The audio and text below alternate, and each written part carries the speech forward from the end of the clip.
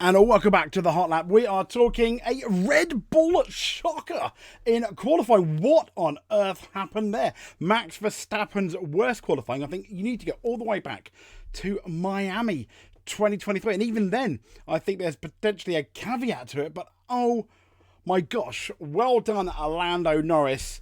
What is going on with Red Bull? Hamilton is furious at himself. Are they going to be team orders in the race? What would you do? All this and a bit more.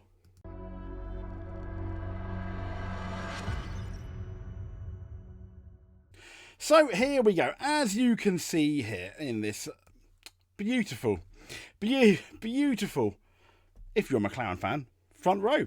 That's Norris and Piastri, first and second. Third, we've got George Russell, fourth. I mean, fair play to Russell, but it was the whole thing was very, very close, wasn't it? In between Russell and even Hamilton.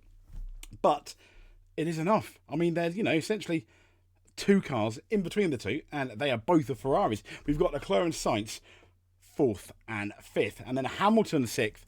Verstappen starting alongside his nemesis, maybe. Or is Verstappen Hamilton's nemesis? Maybe we'll find out in the race. Eighth is Perez, ninth is Albon, 10th is Hulkenberg, once again into that top 10 for Hulkenberg, and absolutely fantastic for Alexander Albon. Perez, eighth. To be fair, I don't really think we can criticise him too much because that Red Bull does not look particularly quick. Alonso in 11th. Ricciardo, well done in 12th. Fantastic, beating Tsunoda. But then Yuki's come out and suggested there's different setups there. Magnussen 13th. Gasly 14th. Ocon 15th. Tsunoda 16th. Stroll 17th. Colapinto is 18th. Bottas and Zhou on basically lining up last on the grid. Bottas is better than that, though. I really think Bottas is better than that. Come on. I mean, what do you think, guys? So, let's have a look. These then are the top 10 sector times for qualifying, where we had Sainz fastest in sector 1. The ultimate pole sitter, I mean, Lando Norris, when you look at sector 1 here, he was like nearly two tenths down, 0.172 down. When you look at the second sector, Norris was indeed fastest. And that's where Sainz lost it. He was over 2 tenths faster than Sainz, who had the fastest sector. Norris fastest, Piastri second fastest in that sector, in the second sector, which is key. And then the third sector, Norris again fastest. And it's Russell who is second fastest. Incidentally, Verstappen is third fastest in that middle sector. But, I mean, basically, McLaren looking good because it's Norris and Piastri, or with their ideal laps. But those Mercedes look good, and so do Ferraris. But what on earth happened with Red Bull? I appreciate Max Verstappen is not particularly happy. Now, these are the team sector rankings.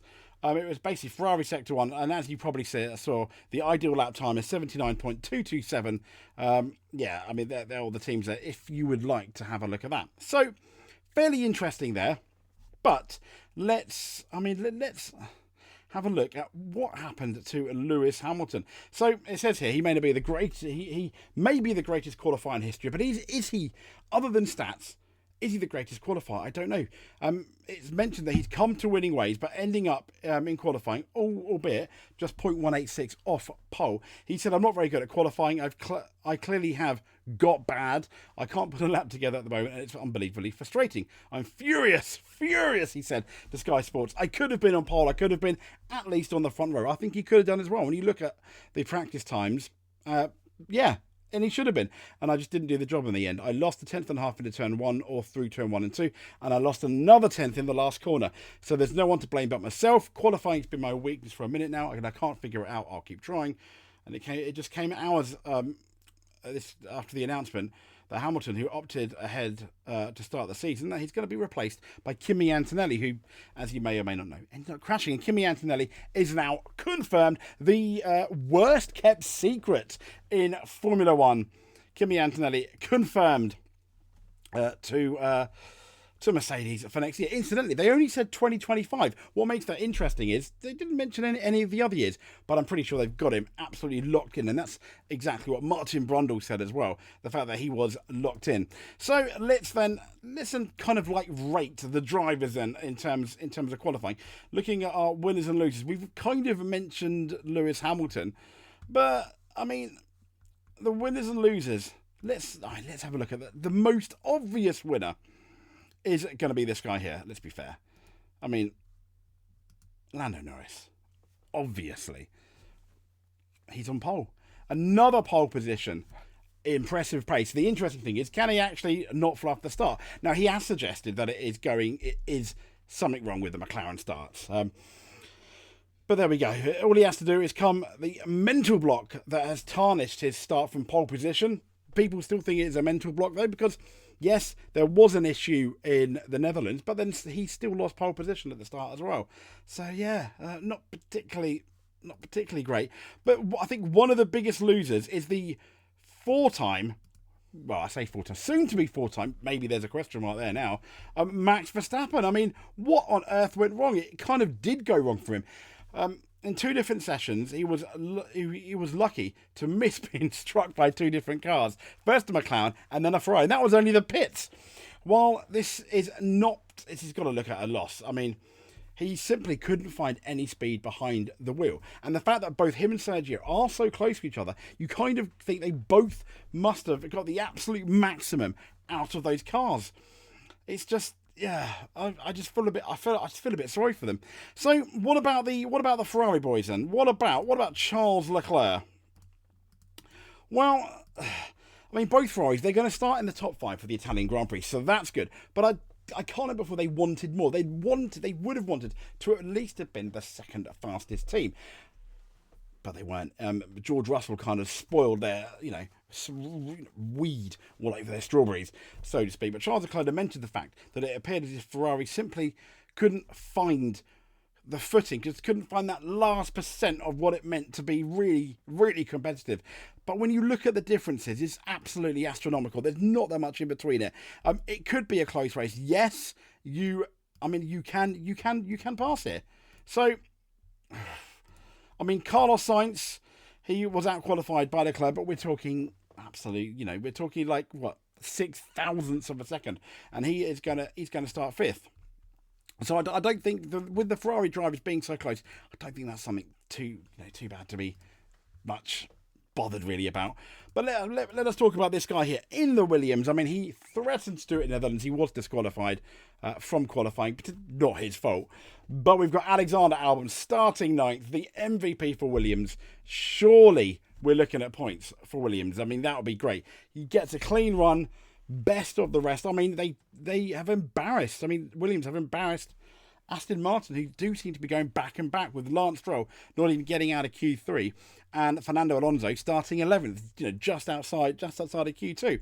But if we are talking about MVPs, let's be talking about this man here, Germany's own and Audi's own for next year, Nico Hülkenberg, once again getting that Haas into the top 10. Magnussen finishing 13th, Hülkenberg getting that into the top 10. I don't think you could ask anything more from the German. I mean, he's been absolutely brilliant.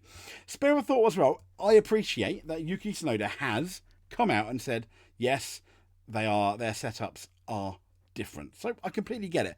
But I don't want to ignore the fact that Daniel Ricciardo, a solid qualifying from 12th, where you can, I mean, that's a good base to start from, potentially scoring some decent points for Mr. Daniel Ricciardo. And the man that out-qualified his teammate again, he's having a mare, isn't he, Paul Lewis? But George Russell, 3rd, puts him potentially, depending on how the tyres go, online to have a chance of winning, at the very least, a podium. Now, the issue is going to be is looking after the tyres. That's one thing that we saw in the Netherlands, that Lewis Hamilton did appear to be a lot better than George Russell. And that seems to be in general. George has got astounding qualifying pace. So did Bottas at times. But it is in the race where Lewis Hamilton comes alive. It's just a shame he is starting all the way back in 6th. Having said that, 1997, David Coulthard won from 6th in the McLaren. Yeah. So it can happen.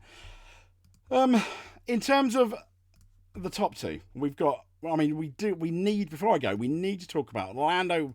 We need to talk about Lando Norris. And we need to talk about Oscar Piastri. Now, it could be a 1-2. That could be massive points away from Red Bull, especially if Max Verstappen can't really finish any further up the grid, which he might get a couple of places. But who knows? It's Monza. All you need is a safety car at the right time, and then everything can turn on its head. But if you are McLaren, what are you going to do? Norris, if this continues now into the next few races, Norris has, has an even more genuine chance of winning that title, which also means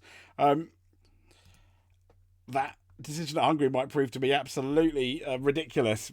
Hindsight's a wonderful thing, but surely you now look to Norris to win the race and potentially, at least have a go at winning that championship until he can't. I think they have to do it. I think they should do team orders. They want to win both. They should do team orders. Yes, is that going to hurt Piastri? Absolutely. Is it going to upset him? Absolutely. He knows if because of the new regulation in 2026, McLaren have got a really good base for the 2025 car. It's going to be an updated version of their 25 car, which is really good at the moment. And if they continue on that trajectory, it's looking good. He knows surely that he's going to have a very good chance next year. If he gets upset and thinks, it's really unfair, and throws his toys out the pram, you need to remind him that ultimately it was Lando Norris that was faster at the beginning of the season. He was kind of meh, to the point where until he came good, in the second quarter of the season, let's say, we were thinking, what has happened to Oscar Piastri? So he's only got himself to blame, and it's only his second season. So I would say team orders are definitely going to be a must after that first corner, I think. And Lando Norris really needs to nail that start. If not, it's just going to be this thing in his head that he's not going to be able to sort out, I think. So Lando Norris versus Oscar Piastri at the start. We've also got, obviously, Hamilton very near Max Verstappen, starting right near each other, not on the same row. And then you've got to mix in George Russell and the two Ferraris. It's Monza. Those Ferraris are at least going to want to get on that podium. I think it will be a McLaren 1-2 with a Mercedes in third. But it could either be Russell or Hamilton. Because I think they're going to be a lot stronger in the race.